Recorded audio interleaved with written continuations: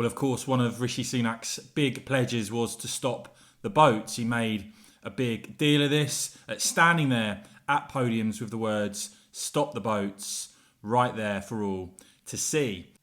Well, Sunak's strategy clearly isn't working. Simon Jones reports there earlier this week, 337 people on 5 boats, more than 67 people per boat on average.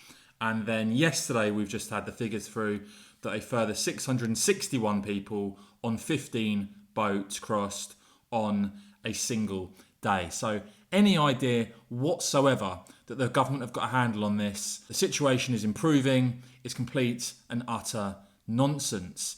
As for this deal that we've done, another deal that we've done with the French, and we've seen many of these agreements and whatever done over the last few years, I think the whole lot of them are a complete and utter rip-off, and frankly the government should be going back and demanding our money back.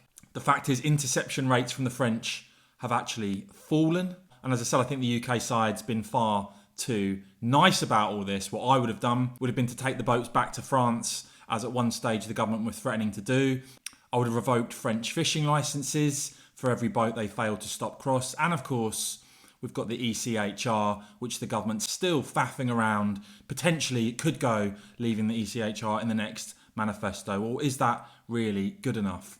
Rishi Sunak seems to be softening his position as to whether he actually believes that his government are going to stop this by the time of the next election. He was actually asked about this, and this is what he said yesterday. Will it be done by the next election? So I want it to be done as soon as possible, but I also want to be honest with people that it is a complex problem. There's not one simple solution and it can't be solved overnight, and I wouldn't be being straight with people if I said that was possible. But what I can say that for the first time since the small boats crisis emerged, numbers are down. So this year, the number of people crossing is down on last year. That's the first time that's happened. That shows that our plans are starting to deliver. But of course we've got more to do, and we're going to keep at it. It's one of my 5 priorities to stop the boats. We've passed tough new laws in Parliament that when they come into force will be able to help us make a big difference on this problem. But as I said, this is not going to be solved overnight, and we will keep at it. Of course, an important dynamic to all of this that's different from the last general election is that every Conservative MP and candidate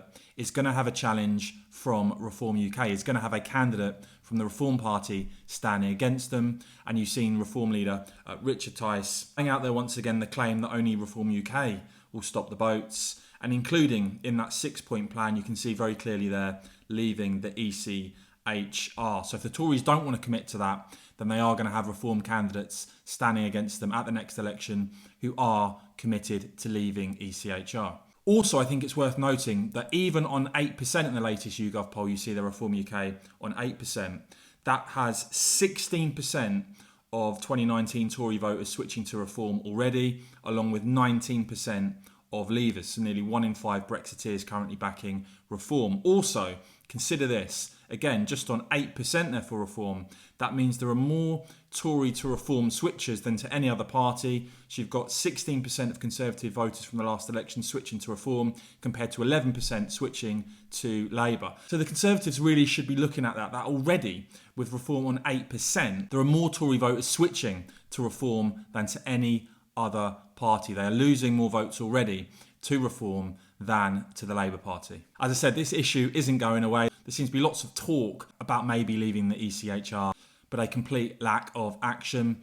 Let me know what you make of all of this in the comments below though, guys. Who are you currently intending to vote for? Let me know your thoughts in the comments below. And of course, as ever, cheers for watching.